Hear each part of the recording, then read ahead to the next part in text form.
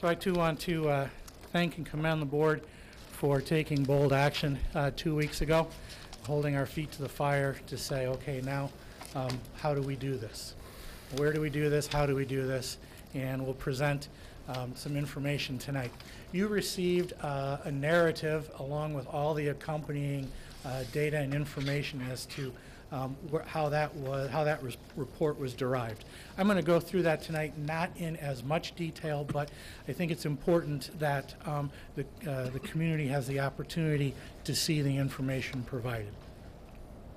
When we consider building closures, some of the considerations that we have to take into account are class sizes and sections and where students live with respect to enrollment. With respect to the facilities themselves, we have to take a look at cost of operation, condition and age, traffic patterns, classroom usage, and available space. And that's what we'll talk about tonight.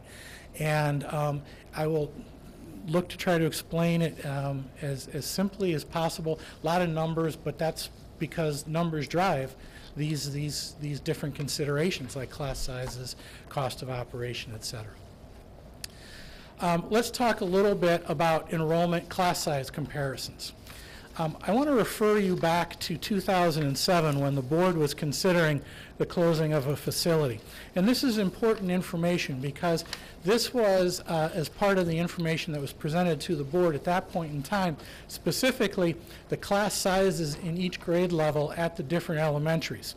You can see that the minimum was actually 14.5 students in first grade at Palms. And I'm going to come back to that one in a little bit to kind of bring this all together. But overall, there were 10 class sections of greater than or equal to 25 students, 16 less than 25 students across the district for an average of 22.7. You look down at 2014, you can see that in the 7 years hence, as we continued to lose students, as our revenue continued to fall, we've been having to make moves that increased class size to reduce expenditures. And to the point at which now the minimum class size is 21. That's occurring again in first grade at Palms and kindergarten at Palms. But interestingly, a number of class sections at 25 or greater is 25, and only 5 are less than 25 on throughout the district. On average, and then the average has gone up to 26.8. The reason I share this with you is because as we look to close a building and move students from one building to another building, you can see right from here there are less open seats necessarily, and we're going to get to open seats for us to move them into without creating additional sections potentially. Class sections across the board, you can see this, and this is helping that we had no building had a single class section, whereas currently declining enrollment has shown us that Palms this year has a single kindergarten section. And it also shows that in the 4th and 5th grade in Bell and Eddy and in 2nd and 3rd, we made the move this year to do multi-age classrooms in order again to maximize our resources and our teaching resources while minimizing our expenditures. So how does this work? Well, I want to talk about open seats for a second. And I'm going to say up here, this 15. If I explain this one, I think you'll get the rest of the gist. All right? The contract max class size, K2 is 29, 3-5 is 30. Kindergarten and Bell in 2007 had 2 sections. So if I go back, you see the 2 sections. And it had, those 2 sections averaged 21.5 students. That was from this slide, 21.5. So what ends up happening is 21.5 times 2 sections. Each turns out to be, am I wrong there? I'm sorry, 2 times 29. 58. Oh, that's right. I'm sorry. That's right. I forgot for a second. Yep. So total maximum is 29. So those 2 sections could have 58 students. In fact, they have 43. That's the 2 times 21.5. So there are 15 open seats. Back in 2007, there was opportunity to move 15 of these Washington students to Bell without creating a new teaching section. Okay. You would have move some of the teachers, but so you can see down here how few open seats you have in comparison to the space that was in 2007. So that's just something for us to consider as we start talking about moving students, and whether or not, as was brought up earlier, whether or not when we move, we can move the kids without creating additional expense. All right. Facilities, cost of operation. This is from the previous school year, and something that is obviously stands out is that Gearing Elementary was built without natural gas boilers. I don't know how that decision was made. It was made whenever that building was built, and it is a completely electric facility. And at that time, there was no gas available. They had a freeze on it. Oh. And then you had to, even if you build a house, you had to go, you couldn't go natural gas. Wow. Well, now I do know. Thank you. The result, though, is that the cost of operating Gearing is significantly higher than the other facilities that we have. Just information variable that we need to consider. Facilities pros and cons. This is not an exhaustive list. I'm sure that others can be brought up, but just as some of the pros and cons of the different buildings. Bell River Elementary, one of the pros is we just invested more than $400,000 to repair the lintels. That was completed this past August. It looks wonderful, and it is safe, and everything's great, and will be a functioning facility for many, many years to come. One of the two newest elementaries, along with Pine River, and it has 12-month climate control capability. Eddy, one of the pros is it has the largest number of student walkers. Cons, it is our oldest elementary facility. The age of the boiler and mechanical systems, and I put a question mark there, is just because it's the oldest doesn't mean that the boiler is due to fail. It just means that we have to take a very close look at how, at the age of those boilers, the age of those mechanical systems, what their lifespans are, as we consider moving forward with this decision. Do we know the age of those boilers? Mr. Grzelka is working on getting all that. Yes, we do. We know the installation dates and all those kind of things. Okay. Traffic flow. At Eddy, we have the least amount of available parking, and Eddy is also not air conditioned. Gearing. Gearing already has the early childhood program classrooms established. They also have 12-month climate control capability. Some of the cons for Gearing, of course, we just talked about. It's the most expensive elementary facility to operate. They have problematic traffic flow, and the least number of available classrooms if the early childhood program remains. Currently, the early childhood program is using 4 classrooms. In the past, it has used 5. It varies between 4 and 5 based on how many students are enrolled in that program. So that's a special education program that has many mandated requirements. So it's not like we can up the class size or we can eliminate the therapy room. The therapy room is a classroom that is associated with that program. Palms. A pro. Its location is relative to the neighboring districts, and that's a positive thing. Cons, same thing. Its location relative to the rest of the district for district transportation purposes. So it's a positive where it is because it borders non-county districts from which we do receive school of choice students, and yet it's also the furthest out, and so it's kind of a pro and a con. It has the least number of available classrooms in terms of the total size, not in terms of usage. So we said least number up there in Gearing because of the early childhood program, but just as the size of a building, it has the fewest number of classrooms. Pine River is centrally located. It borders all 4 of the other elementary attendance zones. Like Bell, we said it's one of the 2 newest elementary facilities. It also has 12-month climate control capability. A con may be that we are slated to spend $425,000 of sinking fund money to repair the lintels there in the summer of 2016. Classroom usage. This is just what programs are in an elementary school, and specifically specific programs and what can be used in certain classrooms, what can be removed from classrooms, et cetera. So obviously, kindergarten through 5th grade sections, a 1st grade class, a 3rd grade class, they have a classroom of their own. Art right now, in some buildings, has a specific art room. In other buildings, it's a classroom that's been converted for the purpose of art. Okay? Music, similarly. Okay?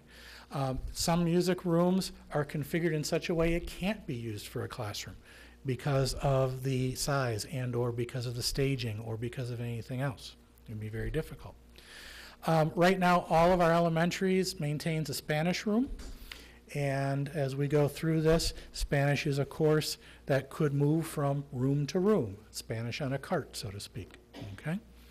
Resource room, special education instruction for learning disabled students. You might have a math disability, and so you receive extra instruction in math. Okay? That means that you are you are in one of these regular classrooms. You just get pulled out periodically or receive some additional instruction in a different area of the building specific to your disability. And that resource room can be in a smaller classroom space than a full-size classroom if there's space available, but there needs to be resource room space in every building. Speech, social work, and teacher consultant spaces all refer again to some special ed, and they can be in smaller spaces. Select facilities. 2 of our buildings have cognitively impaired programs, Gearing the lower elementary and Pine River the upper elementary. They too can be in smaller spaces because they are usually a class of anywhere between 8 and 12, maximum of 15 by law. Early childhood, we have already mentioned, is at Gearing, and Title I instruction is currently being delivered at Bell, Gearing, and Eddy. Again, these are students who would be pulled out from the regular classroom to receive potentially extra literacy support. Okay. So as we think about moving forward with this, we need to think about making sure that we have spaces for all of these programs. Okay. Now this is where we start getting into some specifics, and I'm only going to use this one very, very busy slide one time. The rest are all going to be just this bottom part. But if we close an elementary, we go from 5 K5s to 4 K5s. And in this particular case, I'm going in alphabetical order. And I will say that again. I'm going in alphabetical order. Okay? Close Eddy. So what happens, and what this chart describes then is for 15-16, for next year, we project 55 kindergartners based on this year's kindergarten enrollment, right? If they are no longer at Eddy, and if we were to evenly divide them between the other two, if we were able to draw a line so as to evenly divide them, then you would have 27 at more at Gearing, 28 more at Pine. You take these two sections, that's an entire section of students because it works out perfectly even because we drew a perfect line. And we have 3 sections and 3 sections, okay? We move this year's kindergarten up to 1st grade, and we do the same thing. We move 1st grade up to 2nd grade. Now we have 58 students. Again, we try to evenly divide them, 29 and 29. Means one more section and one more section, and there's a split there with the 3rd grade. So when you do all of that, it's summarized down here in the table that all of the Eddy students have been moved, so we have no Eddy students, we have no Eddy teaching sections. Right? We've moved 180 students to 189 to Gearing, 164 to Pine, and one of the reasons is because of you see Gearing's 5th grade next year has only 1 section of 5th grade, so we'll pull 2 of the Eddy sections over and 1 of them there. We had 7 sections there, we had 6 there. So we have in an elementary of 493 and 554. The sections go over perfectly, so we're adding no new teaching sections. We're not losing any either, but we're not adding. Well, what is that? How does that fit into the classrooms now? So that's the enrollment. Remember I talking from the beginning of this presentation, enrollment and facility. That's the enrollment piece. The facility piece. You map this out, 3 kindergarten sections, and this is placeholders. This is not to say that the kindergarten would be in these 3 rooms. This is just placeholders so that we knew if it can fit. Kindergartens, 1s, the 1-2 split, and that's the sections. It does displace Spanish. Spanish would have to move to be on a cart. The cognitively impaired classroom currently uses both rooms 11 and 12. If they were to use only one of those classrooms, then the resource room, which is currently in a different space this year, has its own space, could go into 11. If CI maintains both rooms, we'd have to find a space for the resource. Okay? And it's important to note that if we project this out 1 year even into the future, beyond next year, 16-17, we should have one less teaching section. Okay? And so this resource CI problem or the Spanish issue would take care of itself at Pine River. That looks doable. When we get to gearing, though, and we try to map the additional sections into gearing, the early childhood program down here, again, we're assuming that there's only the 3 sections and the therapy room that we have this year. Spanish does get moved so that it travels. The resource room instruction needs a space. There's currently not an identified space. And we are 2 5th grade classrooms short. I've only assigned one of the 3 5th grades because I don't have any other room, although we could potentially put art on a cart. That is an art room that is could be used as a classroom, though it has sinks and is designed primarily for art, but that even leaves us 1 classroom short. And in the event we pick up another early childhood room, because enrollment dictates it, we have, again, more, we don't have the space. Enrollment increases from 304 to 493, increases our potential traffic issues, and unlike what just happened at Pine River, that we are projecting the same number of classroom sections needed in 16-17, not a reduction 2 years from now. Okay. So, again, in alphabetical order, what if we were to close gearing? Doing the same type of work in terms of splitting everybody up, but just showing the review this time, where is that early childhood would have to move over. We would move over 5 classrooms plus the early childhood for 22 classrooms. We'd move 165 students over to Pine in 6 classrooms. And so mapping it out. Mapping it out again. In this particular case, both CIs, because remember, gearing had not only the early childhood, but it also had the lower CI program. So we could move the lower CI program to be with the upper CI program. They each have a room. Spanish would be on a cart for next year. We would not currently have resource room instruction. We'd have to find space for that, which we would look to maybe share this social work TC speech area or find some other area. And again, we're projected 1 fewer classroom, just like last time, so the resource room issue would take care of itself, or Spanish would have a room to go. Okay. So again, Pine does not seem to be near the problem that gearing was last time. What about Eddie this time? Well, again, this time we would, in order to accommodate everyone at gearing, we would have to play Spanish, music, and art all in a cart. Okay, they would all travel. Resource room instruction we potentially could do in this room 18, which is a smaller room, which I believe right now is being used for storage. It's a conference room, so it would no longer be a conference room. Enrollment increases again, so we have potential traffic issues here. Again, this does not work if they required a 4th section or a 5th classroom of early childhood, and again the same number of projected sections in 16-17. So there are there are issues to overcome, both in closing, whether it be Eddy or gearing, and maintaining 4 K-5 buildings. Lastly, in alphabetical order comes close Pine River. 2014 class size chart shows class sizes near contract limits. We've already talked about that right at the beginning. So it could be very attractive to distribute Pine River students across all 4 elementaries because it borders all 4 elementary attendance zones. We talked about that as being a pro earlier in the presentation. Well, in doing so, all indication is that we would have to add additional sections beyond the 14 because, again, you would not be able to have the open seats in order to move the students as full sections anymore, like we did with Eddy, when closing Eddy or closing Gearing.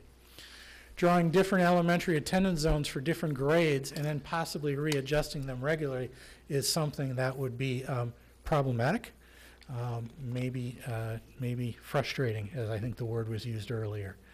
And lastly, it would leave the oldest and the most costly to operate open in lieu of Pine River, though we do know we do have to make the repairs to Pine River. Okay. So let's take a look at a new scenario. This one gives us more space in order to make these moves to 4 elementaries. And instead of having 4 K5 buildings, let's talk about having 4 K4 buildings and moving the 5th grade into the middle schools. Okay. Again, in alphabetical order, if we were to close Eddy, this would be the way the students would be distributed. And in fact, what this number represents is the 304 that's projected to be there next year, adding 139 from Eddy, but taking 28 of the 5th grade, because they only have 1 5th grade section projected for next year. Okay. Pine, on the other hand, has 3 5th grade sections projected for next year, and that's why 89 students come off of their total, and those are now fairly even in terms of elementary size. When we do this, since Pine just about worked in the other scenario, you would figure it would work in this scenario, and it does. CI maintains their 2 rooms, Spanish has a room, Resource has a room, and in fact we even have a couple of open rooms when you take out those 3 sections of 5th grade. Gearing, if we're taking out their 1 section of projected 5th grade, we have Spanish on a cart if a 5th grade childhood room is needed. Resource still needs space, and we still have the projected traffic issues. So we have to confront these issues down here, but it looks as though it's more doable, more possible. And again, unfortunately, this scenario says that in 2 years from now, they're going to have the same number of sections, but then a 3rd year from now, there's the possibility that they go down, and then they might end up opening up some space as well. Okay? So you could be growing. What if we were to close Gearing under a 4 K4s and a 5-8 middle school scenario? Well, same idea. We have to move the early childhood over to Eddy. There's the manner in which we are moving students around. 74 here because we're moving Eddy's 5th grade and Gearing's 5th grade. So 2 from Eddy, 1 from Gearing, all 3 from Pine, right? Okay.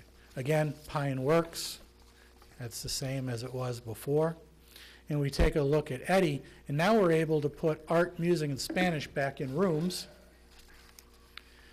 Spanish only goes to a cart if a 5th early childhood room is needed.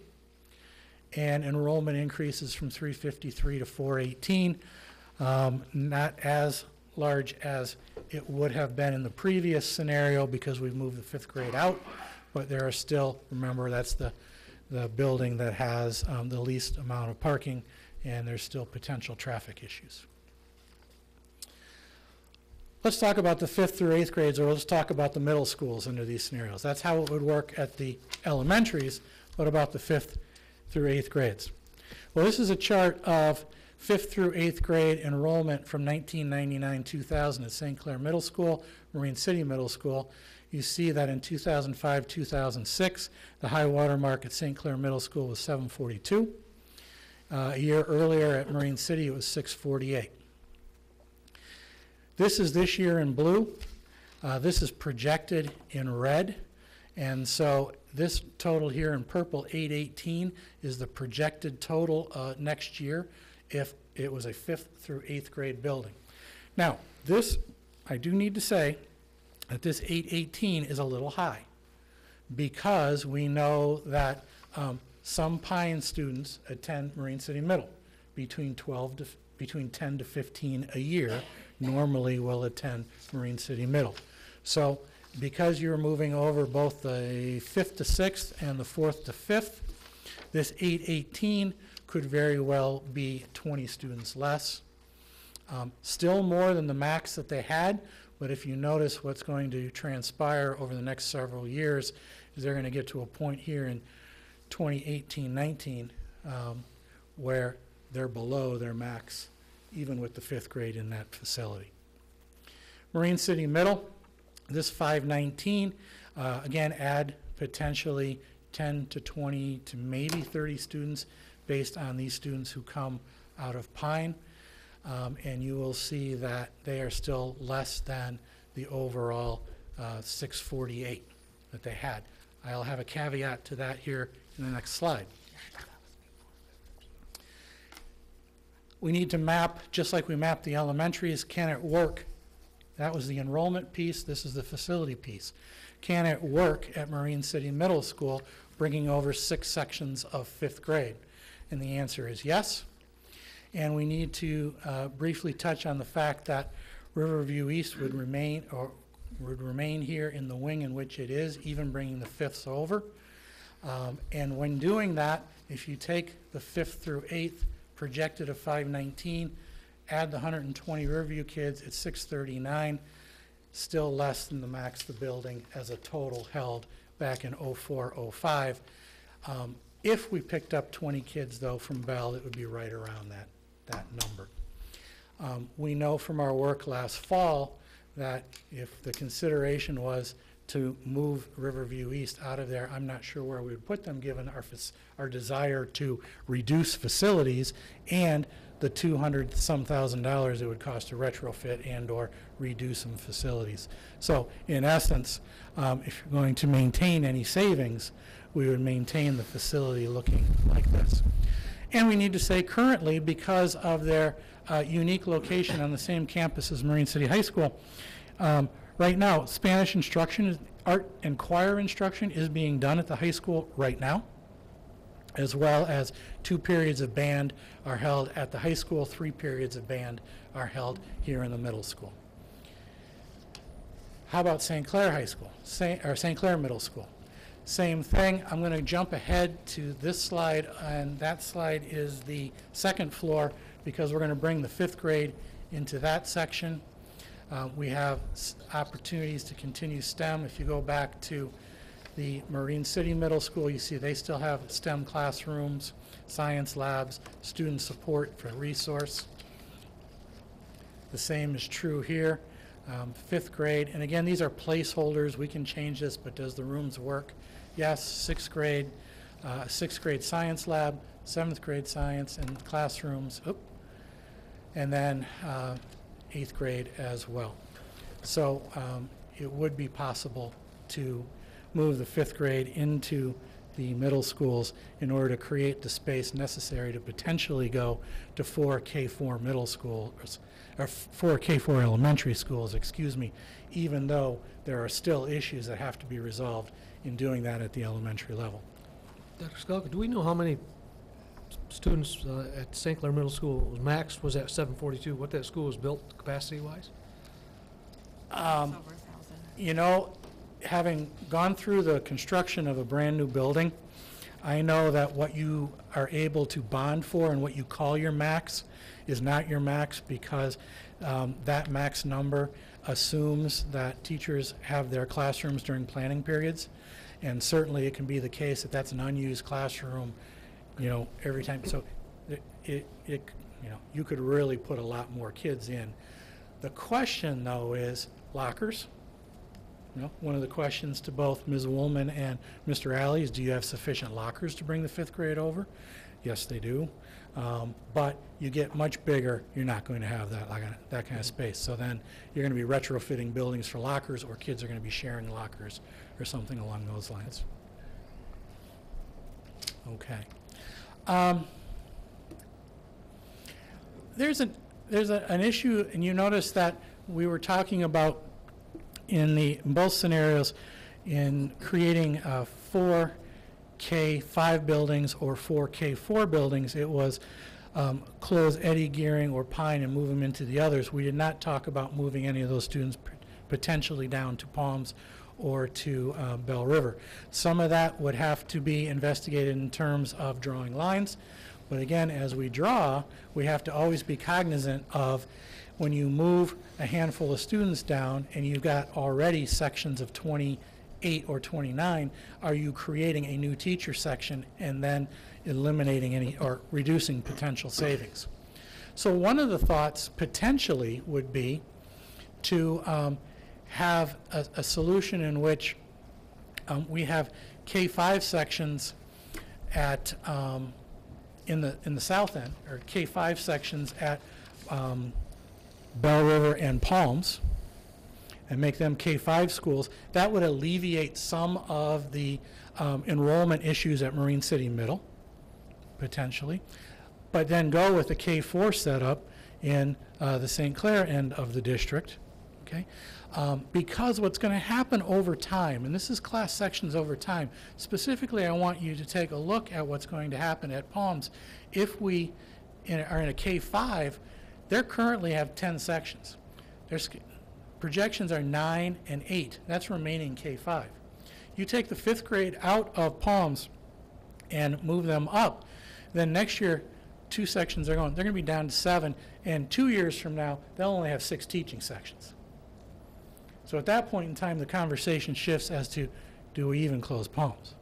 Instead, I think something to strongly consider is, because of the nature of its location and building upon that that it is a district, it is a building that is contiguous to 2 different non-county school districts, that we might want to think about making it a magnet or special purpose school, in order to draw not only students potentially from outside the county, but also within our own district who might think that that's a good choice for their sons or daughters. Okay.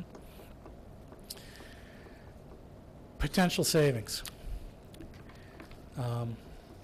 In closing an elementary and going to either 4 K-5s or 4 K-4s, we would have savings on the principal, the secretary, the office staff, and noon aides. That's the administration and support staff savings. Okay? Utilities would depend on the building that is closed. And we've already talked about cost of ownership back in an earlier slide. Right now, if nothing changed for next year and we operated 5 K-5 elementaries with additional multi-age classroom setups, and if our kindergarten numbers remain like they are this year, if we don't, maybe this was a blip, and maybe next year we go back to having significantly more kindergartners, although the enrollment projections that were done for the bond proposal does not give us that hope. It is not leading us in that direction. The enrollment projections are based on county births, and those kind of things are for kindergarten to remain similar to what they were this year. So as a result, again, if we did not make any change at all, if we kept 5 K-5s next year, we would still have 4 fewer elementary teachers projected.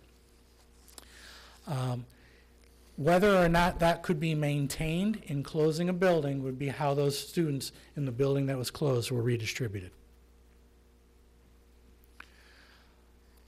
A resource room teacher in the building that was closed would also potentially be able to be a savings, depending again how those special education students are shifted to other buildings, because though the master agreement with the teachers union talks about class size for regular ed students, we have special ed class size laws and caseload limits that are both state and federally mandated. Transportation. I did not touch on transportation tonight. I will touch on transportation in the future as we are able to maybe narrow some of these options and the board provides more direction, as well as we are trying to figure out how to distribute those students. Right now, trying to give you any kind of hint on transportation would really depend on how students were distributed, and we need to talk about those a little bit more in detail. Options. We've worked extensively, not just on the materials that you have tonight, but on a scenario that would create pre-K 1 buildings, maybe with K1 looping.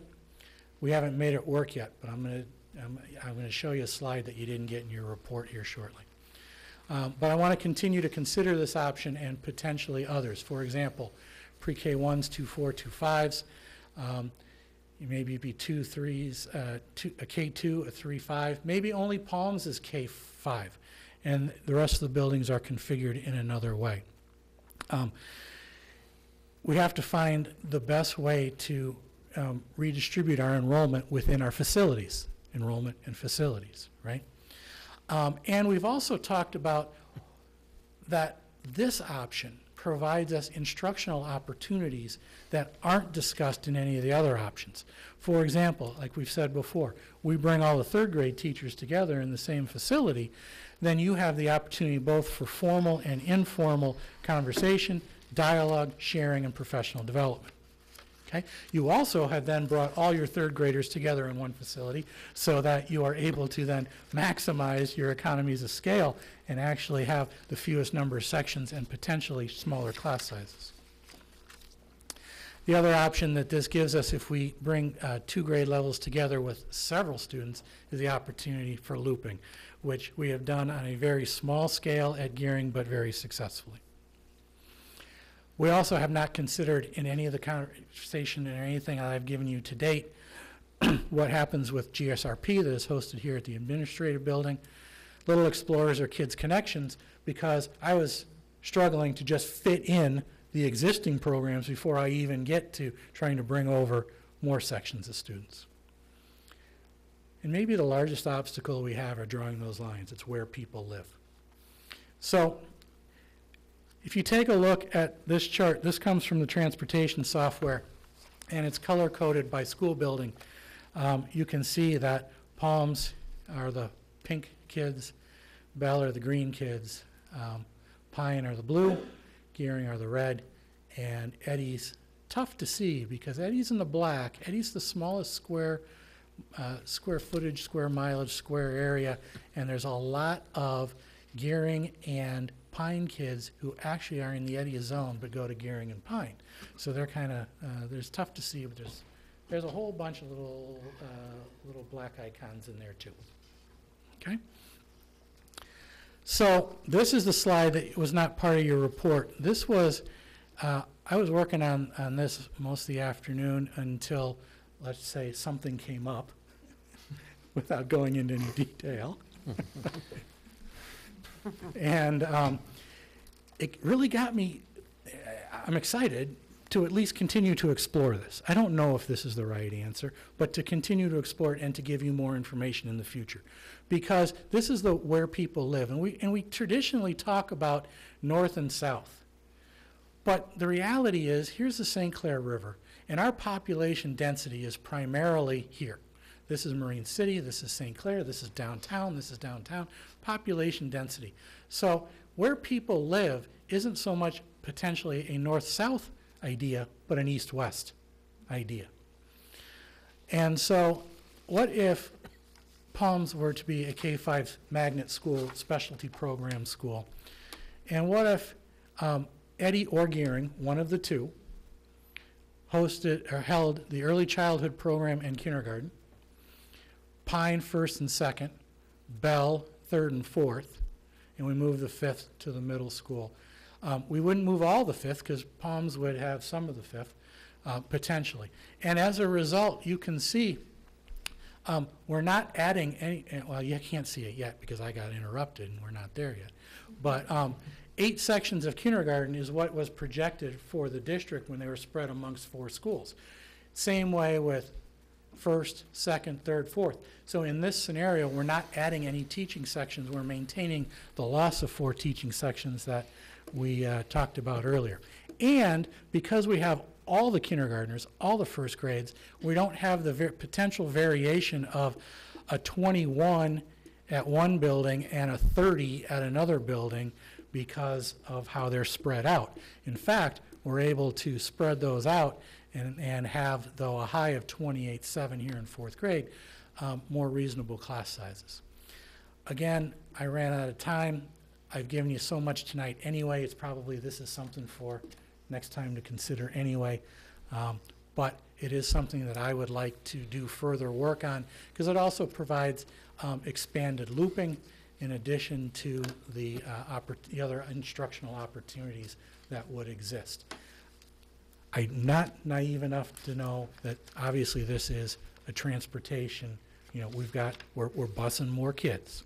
I get that, right? So we'll have to figure a lot of that. We'll have to obviously sharpen pencils later, but, and soon. It's just a matter, though, of at least tonight trying to share with you enrollment and facilities and whether we can even physically fit them in, given all the other obligations we have, cognitively impaired, resource room, Title I, and some of those other factors. I have a question on the map. Yep. Is this map just elementary? Oh, yes. The maps are just elementary. Could we have a copy of the high school and the middle school Yes. so we can kind of Yep. Yep. where the kids are? Now, would you like that? We'll give you, how about, you've got the elementary. We're not going to put the entire district on one because it'd be, No. no. Okay. Yep. Separate. An elementary, a middle, and a high. Yep. All right. Yep. Can you go back to any slide that has a section? Tell me where to stop. Oh, Like that? no, right there, okay. No. Just anyone, like that one there, This one. yeah. Okay. Okay, you got Eddie with 15 sections. What is the capacity of Eddie? Can you put it like in parentheses? Yep. That number? If you look here, here's Eddie. Eddie has 20 classrooms. If you count them up, 20? No, yeah, I mean, Yeah. I don't want to take your time now. No, no, but But that- if you could put in the parentheses, then we know if that building's at 90%, going to be 90% capacity, 80% capacity, or, We probably should have it for the middle schools too, if we're even going to consider Yeah. trying to put fifth graders in there. Okay. you know, what is the capacity of that? Do you want that capacity in elementary terms school of can room? handle? Capacity in terms of room use or number of students? Both. Both. Okay? Because again, at the secondaries, remember the teacher is on planning one period a day, so that room can be used for another teacher traveling from room to room, so. Right. Yep, okay. Yeah. And going through this 7-page report that you gave us, made a few notes here. I just, moving the fifth graders Yep. to the middle school and an early start time, what kind of development and is that going to have on that fifth grader? I mean, I know Sure. you don't answer, but Sure. is this something to look at? Because the bus that goes by my house at 6:20 in the morning, that Couple- means a fifth grader will have to be on that. Yes. Couple different things. If we're not comfortable with that, I understand. Please understand that that many districts have a 5-8 that start early in the morning. That was part of either 2 meetings ago when we did the comparison to other districts and how. So I would refer you back to that again to see Okay. who's doing 5-8s, and we can talk. The second thing Mr. Alley brought up to my attention is the potential for split schedules. In other words, it might be a 5-8, but maybe 5-6 starts an hour after 7-8. And so the building has more usage, and maybe the rooms can be used more that way. But again, more busing. Right. So there are trade-offs to those, but certainly that's another way to attack that. Okay. Just my Oh, no. thinking on that part. If you didn't, someone else would bring it up, I know. So thank you. I think that's all I have for now. Okay. Yes, sir. Has there been a committee formed in regard to the closing of the elementary? Or A, elementary, I should say. No, not at this point. Okay, well then, at this time, I would like to make a motion to direct the administration to form a committee of parents, staff, and/or other stakeholders involved in the process of closing an elementary school for the purpose of transparency.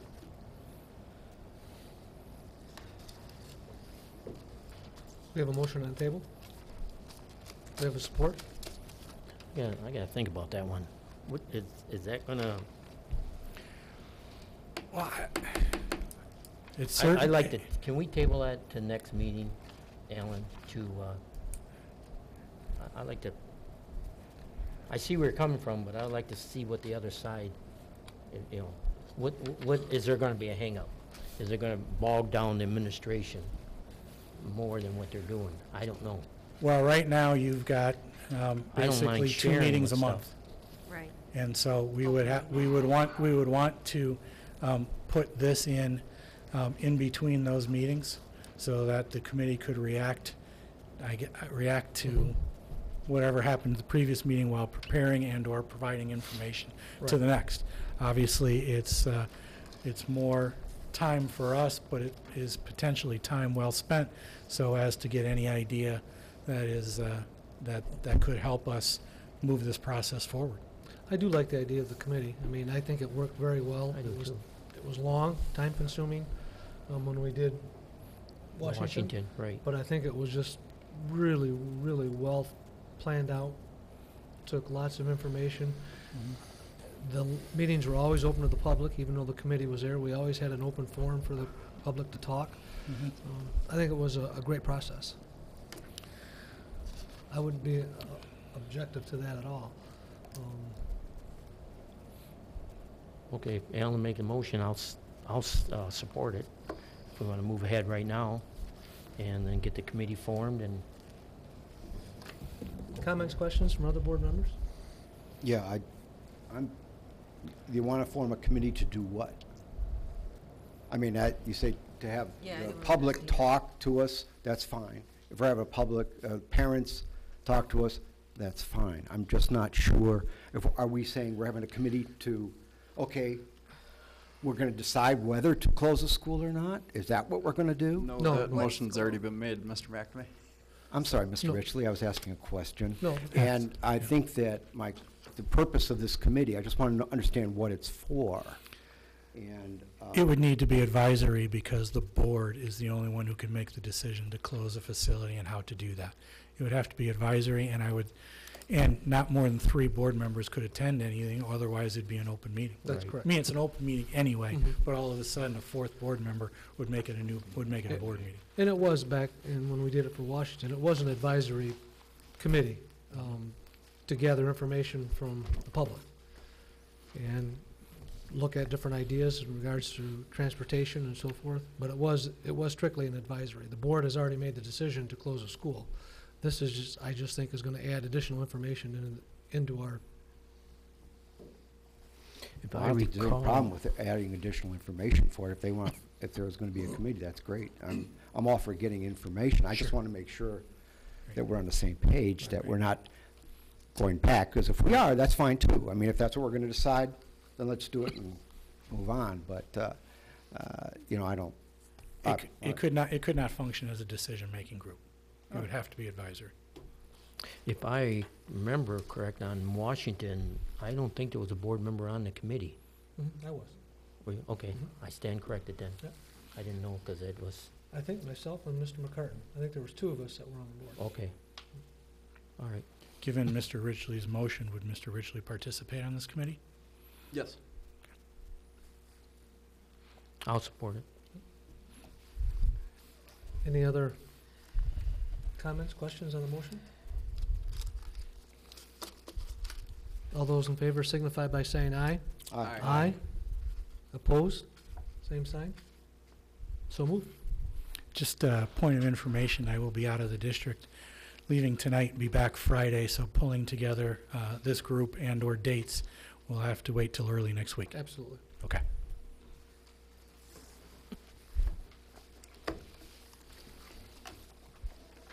In looking at your We let the me go. scenarios, the moving fifth grade Mhm. almost in every scenario opens up, it seems like we have additional space available in both middle schools.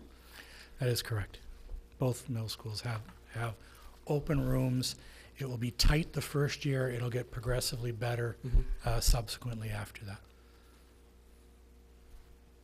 So looking at doing a 5-8, even in the constraints, if we're looking at keeping it a K-5, we're really pushing the parameters, even if we could make it happen with class sizes and room just available in 4 elementary schools. For K-5s, I hopefully. Almost don't work I- until I- 16, 17. Yeah, I haven't said can't do it tonight, but I'm really struggling to see how it could.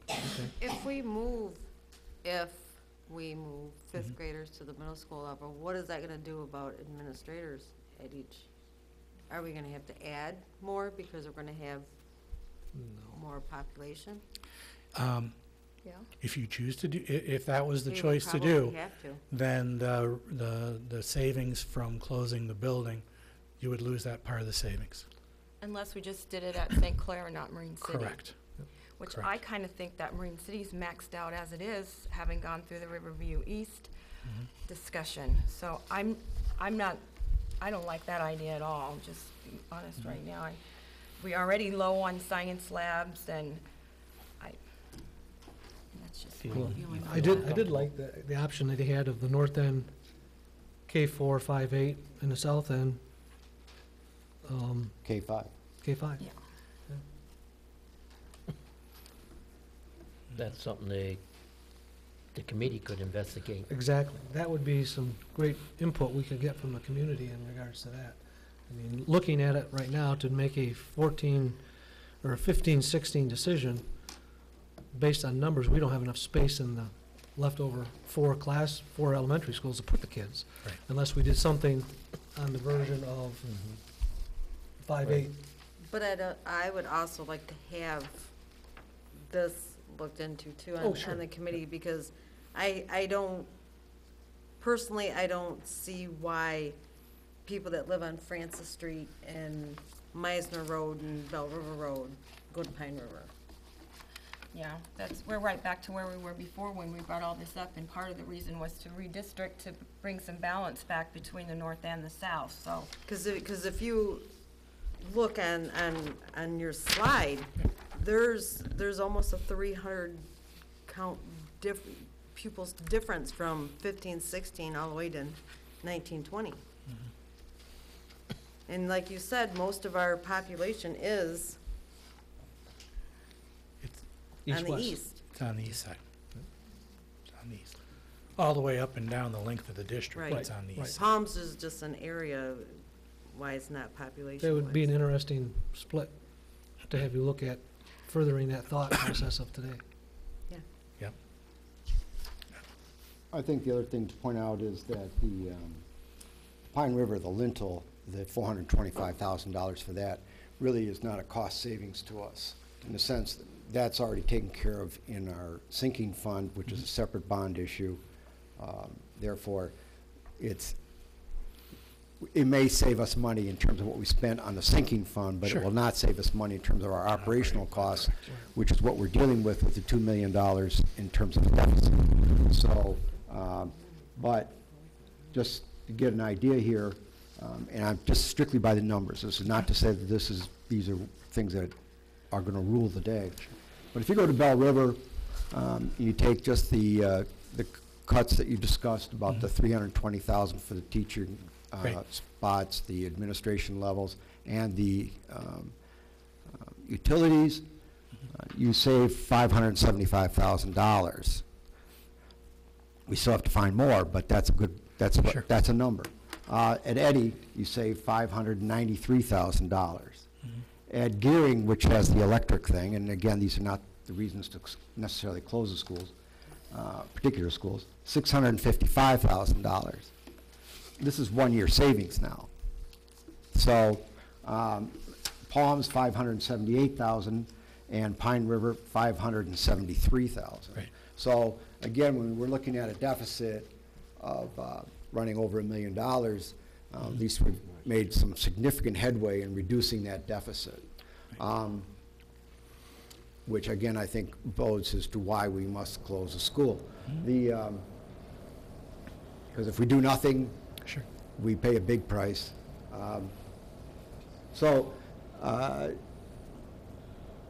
And thank you. This was very illuminating. There were some things here that I'd not thought of. I thought the K4, K5 South, K4 North did pique my interest, and I hadn't thought of that. Obviously, this is going to take time because, which is why we did this, so that we have bus routes to draw, and we have a lot of other things that we're going to have to deal with in the next few months, so that come our initial plan and discussion was that by January, we could tell people what was going to happen so that they could then make their plans, but we could then as a district make ours. Sure. And that was really the purpose in starting this now. I would only say that until we made the decision to close the school, all the rest of this was oxygen spending time. I mean, because it didn't do anything. So now we've made that decision. Now, these are the types of things we can move forward on. Sure. And so that's it for me. Thanks. Yep. Mr. Kennegar. Thank you for the presentation, Dr. Skolka. Yes, sir. And you've already started to do it. And it goes, I think, to Mr. Groneveld's concerns about adjusting things year to year. Right. You're already looking at 16, 17, 15, 16, 16, 17. Right. And as we get pared down in our decision-making process, I think that'll be very important to project out as far as we can. So far, even though we don't like them, our projections have been pretty darn good. Right. Between our internal projections and then when we went for the bond. Correct. For the external projections, they came right on top of each other. We talk about the projections and hope they get a lot of talk because we're always hoping they're different, but so far they've been pretty good. Right. I And also- usually we're pretty conservative in those, so that when they do come in, we're disappointed because we are conservative in those. I think throwing in the possible fifth grade going into the middle school addresses some of the issues that changing from 15-16 to 16-17, you're going to have almost no change because you're going to make the change in 15-16. Less change going down the pike Right. for the future changes in student population. Sure. So I Yes. appreciate those thoughts and putting that into the mix. Okay. So I think that's a great option. Great. Thank you.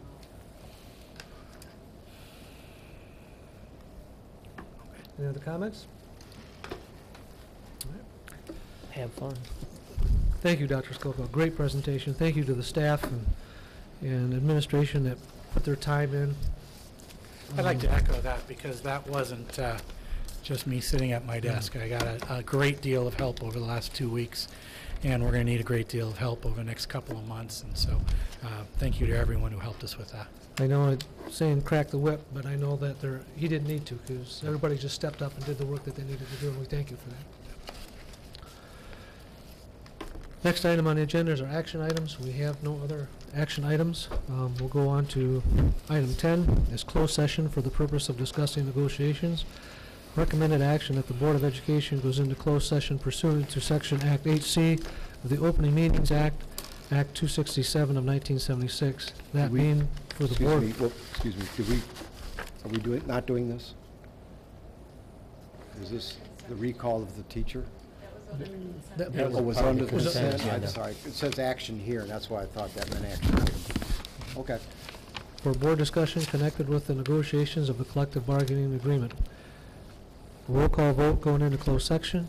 Mrs. Murphy? Mrs. Frank? Yes. Mr. Folsky? Yes. Mr. Kennigbauer? Yes. Yes? Mr. Yes. Atherson? Mr. McNamee? Yes. So move. We will go into closed session. When we come back, there will be no other further action of the board, and we will adjourn, but we will adjourn in open session. Thank you so much.